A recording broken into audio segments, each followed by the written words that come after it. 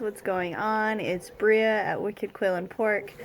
Right now we are just hanging out inside. It's pretty blistery cold out there.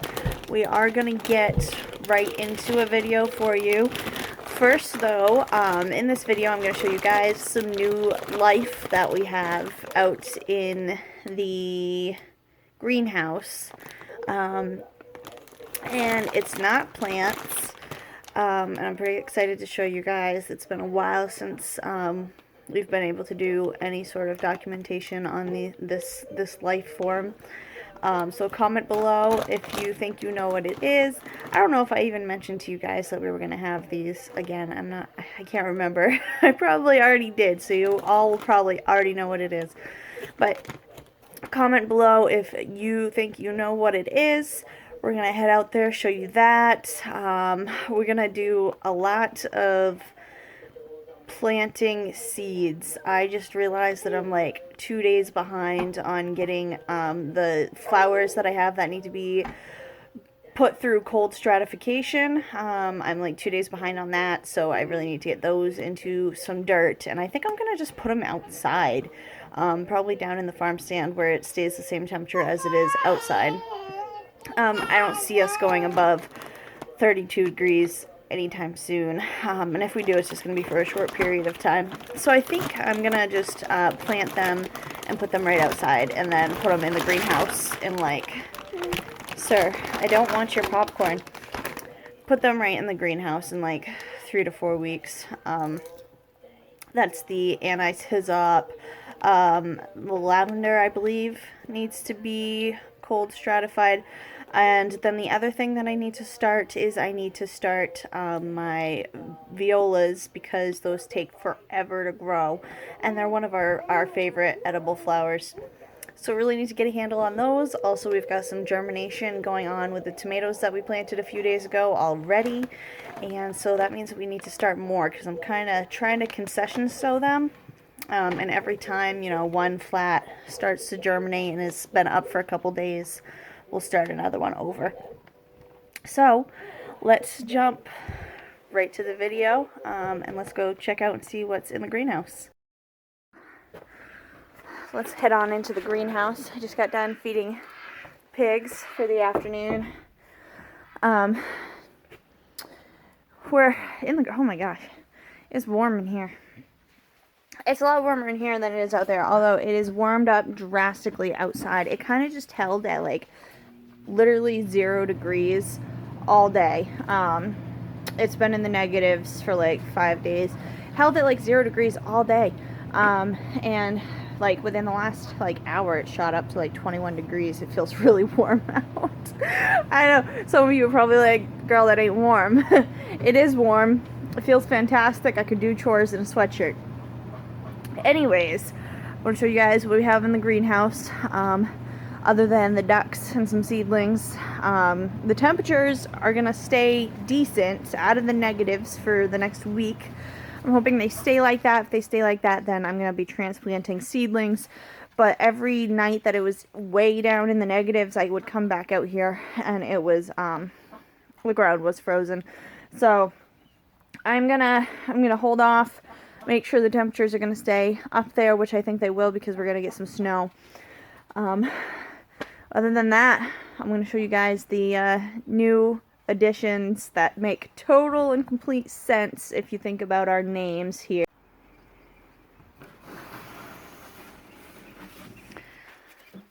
Hello, babies. Hi, guys. So these are standard sized Coturnix quail. We have raised quail and been a game bird breeder. We sell chicks, we sell the meat, we sell the eggs, yada yada, for about 5 years. And then we had this thing with this phase where we were kind of switching out lines, trying some of the bigger breeds. And then about 4.5 months ago, a rat was downstairs. We were keeping these guys in our basement, and a rat came downstairs and killed all of our breeding quail. So for about 4 months, 4.5 months, we haven't had quail. As you can see, we definitely have the setup for it. We have the great big industrial brooders here. We have 3 of them. The other 2 aren't put together. We have 2 that are heated and 1 that isn't. You can see our plastic cages. Those are the breeding cages over there. We have a great big industrial incubator inside that holds something like 1,300 quail eggs at a time. So we've been doing this for a while. We're pretty well versed in it. We got a splayed. So you guys see that foot sticking out back there? We got a splayed leg one. We were hoping he would get better, but he's not holding his own back there, so we'll probably have to cull him. Quail are reasonably easy. So before we lost our breeding stock, we were selling probably 300 to 400 quail chicks out of here in the spring during chick season. They're reasonably easy, actually. They're not easy to kill, I would say. I don't have a problem. We've never had a problem raising them. We never lose like a huge abundance of chicks. Maybe a couple here and there, like this time of year, that just can't handle the like not crazy hot weather, or like the splayed leg situation. But other than that, I like when people are like, oh, we want chickens, but we don't have room for chickens, or we live in town, we can't have chickens, the kids want birds. I'm like, get some female quail. We'll sell you some female quail. They're the funniest things ever. You'll get these little tiny eggs that are just packed with nutrients. They're super rich, delicious to cook with. I said the kids will have a blast, and people have loved it. These chicks came from eggs that we had a hard time finding hatching eggs in our area. It was terrible, and I kind of knew that was going to happen because everybody usually came to us. So we were one of the bigger breeders in the area for standard Coturnix quail, and so that was a problem. When we were looking for breeding stock and eggs, that was an issue. We couldn't find any because usually we're the ones that people are like, oh, well, you know, we would suggest yourselves, but obviously that's a problem. So these were just some kids that like were raising some quail in their barn, and they're like garage in town, you know, like I said, in town. They're great birds for in town. And yeah, their dad was like, well, we don't know if they're fertile or not. We have males in with them, and we ended up getting about 80% hatch rate, which is really awesome. I might go get some more depending. Obviously we can't keep all of these in our breeding cages, but we can keep a lot of them in our breeding cages, and the rest of them will be culled or sold. We'll wait and see which ones grow the quickest, and grow the biggest, and have the best looking colors. Hello, baby. They're so freaking cute. And we'll keep those ones for breeding stock. We're pretty selective about that. So they're so fun to watch. So yeah, so that's how we ended up with these guys. I'm really excited to be back at it. I'm really excited to bring you guys some content about these guys. We love the quail. They're a blast to have around. They're really cute. If you think baby chickens are cute, you guys haven't just sat and watched baby quail. They're pretty characteristic as adults too. The males think they're really tough guys, even though they're only like 7 ounces. So I'm really excited to show you guys some content on the quail now that we have them back, and show you guys what equipment we use. We love the equipment that we have. These brooders are fantastic. These are the GQF brooders, and you can't get better than these guys. These brooders have never failed us, and we've been going on 5 years and we haven't replaced any parts yet. Although I think one of them needs I think the one we're not using that heats needs a heating coil or heating piece, whatever puts the heat throughout here. But this stays decently warm. Of course, the greenhouse is heated to about 40 to 50 degrees. So these guys aren't going to get cold out here anyways. They'll do pretty good. And this keeps it right underneath their heat. It's probably about 75 easily, if not warmer, closer to 80. They're pretty tough little birds. So yeah, that's the these are the newbies on the farm. Newbies but oldies, you know, old category that we're familiarized with, but new members of that category. These will be our new breeding stock. We're really excited. I love this beautiful gold color here. Oh, you don't even care. All you care about is the food. You're your little chunker, huh? The mama. Yeah, it is Kingston. You got a grubby face. Are we gonna tell people about spring gardens? Yeah. Yeah. With broccoli? Yeah. So, man, I've been pretty consistent about giving you guys a video at like, on Monday, just about every week. I'm sitting in my bed filming this, because I have tea, and I'm just gonna sit here for a minute while Stevie Wren is napping, because, she was up from, I think, she was up from 2 to 4:30 at least last night. Yuck. I've talked to a handful of people in the last couple of weeks that don't even realize that here in Maine, Zone 5, that we can plant spring gardens. And I think that's crazy about temperatures, but usually that, you know, compares to similar growing seasons as well. So our spring garden will be from April 1st to about May 20th. May 20th is like the, when people start to get more comfortable about putting, warm weather crops in the ground here. Our estimated last frost date is like May 12th or May 17th. However, nobody's really confident enough to go with that, because sometimes it can still drop down to like very low 40s, or mid 30s. And that's still pretty harmful to tomatoes and peppers. So May 20th. So our spring garden will be April 1st to May 20th. And what we'll be growing is a pretty extensive list. And I think that some of you will be shocked at how much stuff you can put in the ground come April 1st. And now these are with the, you have to take into consideration that if we do get a heavy frost, that you guys are going to cover your crops with like a bed sheet or a crop cover, you know, whichever. Some of these won't care, like kales, they're just like, yeah, whatever, bring on the snow.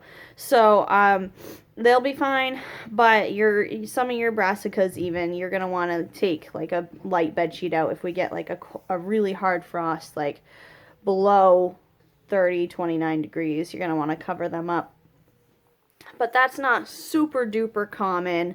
Starting April 1st, usually it lingers in the mid 30s to about 40 degrees at night, and that's a perfect temperature actually for these crops. They like it a lot. So the extensive spring garden list is pretty exciting. So we will be doing Bates collards. I love collard greens. We produce a lot of pork here, and so collard greens are fantastic sauteed with either salt pork or with bacon. I've even done it with our pancetta before. It's fantastic. Purple kohlrabi. Kohlrabi likes the cool weather. We will be doing brisk green pak choy. Golden sweet peas and snap peas. The snap peas, so I just wrote snap peas because it's just a Ziploc baggie of pea seed, and I don't remember exactly what it is, but that will be going in the ground. We always start our peas on April 1st, and we have decently good luck. Copenhagen market cabbage. We're doing that cabbage this year because it's supposed to store really well, which is ideal for us with the CSA shares and with our own use. I'd like to be able to hang it up downstairs where it's nice and cool, and to be able to just go down and get one, you know, a couple weeks after picking them. Savoy cabbage, that's a new one to us. I'm excited about trying that. Red Express cabbage, I like red cabbage for cooking with, and for fermenting and making coleslaw and stuff like that. I like the red cabbage's flavor. Marvel of Four Seasons lettuce. This will be our first year trying that variety. It's had huge recommendation by everybody I know that has grown it. So we'll give it a try. Giant Noble spinach. If we have another weirdly warm summer here, our spinach is not going to be happy. So we're going to really get on top of the spinach, get that in high production in the spring, because we eat a lot of spinach here, and that really sucked last year. That like our summer was like deadly hot. It was disgusting, and we're not used to it here. We can usually grow cold weather crops year round, no problem. In the summertime, they don't bolt. We don't get hot enough here. Last summer, we had consistent 90 to 100 degree days like the entire season, and it was horrendous. Nobody knew what to do. You know, it was pretty embarrassing. You know, like the people in the South right now are like, what do we do with this cold weather? We don't know how to live through this. Last summer, we were the same up here. We were like, shoot us. Like, this is terrible. So, spinach, arugula. Arugula is a big one that really does not like the heat, but does fantastic in the cool weather. And I love arugula. A bed of arugula, fresh picked, underneath a nice thick beef steak with barbecue sauce on top is fantastic. It is the most simple dish ever, but it's so awesome. Valerian. So I'll be growing my valerian in the springtime because it is a colder weather herb, flower, plant, whatever you want to categorize that as. We'll be growing it for like antidepressant, anxiety riddance teas, because I actually have a lot of those issues a lot of the time. So we're trying to figure out what can help me through those things. Turnips. We'll be growing lots of turnips for ourselves because I love mashed turnip. However, we will also be growing a giant crop of turnips for the pigs. We'll be doing that in the spring, and then again in the fall. Our fall garden will look a whole lot like our spring garden. Detroit beets, golden Helio radishes. They are like this bright yellow. They're so cool. I love them. I'm so excited to try those. French breakfast radishes. You know, for someone who loves food, I've actually never tried to roast radishes. I usually just slice them thin and throw them on a salad or whatever. And I'm really excited to try roasting them. We love roasted vegetables. Kale. All the kale. Kale is good year-round. Year-round kale's like, I got this. So we'll definitely be starting kale April 1st. That will go directly into the ground. This year will be our first year growing Romanesco, and I'm really excited about that. We have a Romanesco cauliflower and a Romanesco broccoli. I don't think there's a difference, but if there is, comment below and let me know. But either way, I'm excited about trying that. We love vegetables here, and I love to cook, so. Snowball cauliflower. We've never successfully grown a good crop of cauliflower, and we love it so much, and it's one of the most expensive vegetables at the store. So that's important for us to do a good job with this year and get some of that frozen in the freezer. Calabrese broccoli is one of the broccolis that I was reading up on that provides a nice sized market head of broccoli, but then provides a lot of offshoots as well. That's really important for us. It's a good time for Kingston to play musical toys. And so the Calabrese broccoli, that's important for us to get good yields off of our vegetables because we sell a lot of them in the CSA shares, plus we produce a lot of our own food.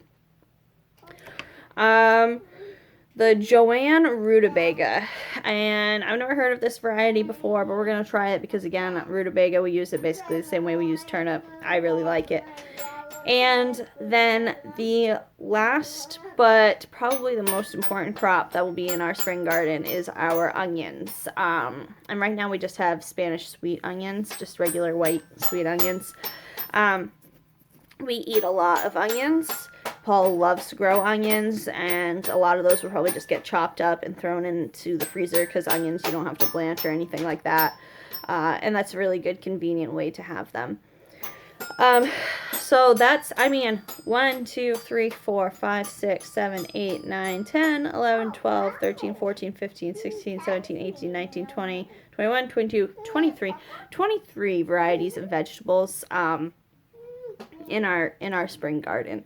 That's a lot. That's a lot of food. And so we're zone 5 right on the edge of zone 4, and we can do a spring garden that extensive. So I encourage the rest of you to definitely try it out this year. Message me if you have any questions. We're selling seedlings. I actually am starting them. The cutoff to order spring garden seedlings is tonight, because I'm going to start them. I'm going to start like the brassicas need to be started like tomorrow. So that's if you are in our area and you're looking for spring garden seedlings, you're just a home gardener, let me know. I'll send you the list of what we have available. If you're starting your own and you want to try spring garden, you want to start those within the next 7 days or so. Not like the lettuce and the cabbage. The lettuce and the kale. You can hold off a little bit because those grow a little quicker. Spinach, you might want to start a little sooner. It takes a while for spinach to germinate. And then all your brassicas, because you want them a good size. And you want to harden them off too as you get closer to putting them in the ground. But remember to cover them up just with a bed sheet or whatever if we drop below like 29, 30 degrees. Anything above that, and they should be all set, as long as they're well-established plants. So, yeah, April 1st to May 20th. Seriously, you guys, get it done this year. Get your spring garden going. We're going to end this video with some story time from Kingston, reading one of his favorite books. He's getting really good at it. So if you hang around for that. So if you are interested in watching that, that will be right after this. So have a good work week. Have a fantastic day. This is tight. Yeah, colors. What colors are those cars? This is yellow. This is red. Yellow, red, and blue. What else do you like on this page? Red, yellow, red, blue. What's that? It's a fire truck. It's a fire truck. It's a boat. Ryan. It's a boat. Yep. Boat. It's a boat. Our boat. This is a soccer. Yeah. Bicycle. Yep. Oh, it's place. Oh, and a boat. It's a boat. Yep. This is a frog. Frog. This is duck. That's a duck. What is a boat? It's a potty. This is pie. Look out. It's pie.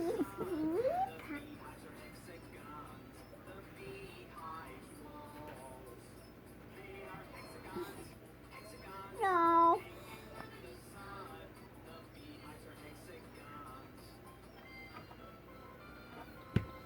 Ooh, you like that page, huh? Oh, pretty red. It's really. Yeah.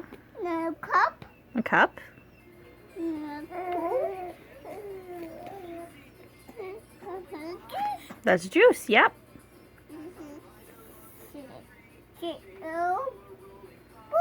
Mm-hmm. Carrots. That's right. Noodles. Broccoli. And an egg. Apple. Banana. Strawberry. Strawberry. Mama. That's a bib. That's the bit. That's a spoon. Ew. Spoon. Always animals. Animals. Animals. Give me three eggs. My owl. This is a monkey. Monkey. This is a fish. Fish. This is a cat. Yep. This is a cat. That is a cat. And a cat. Yep. See? It's a- Dog. That is a dog. That's a hamster. Dog. That's a dog. Yep. Dog.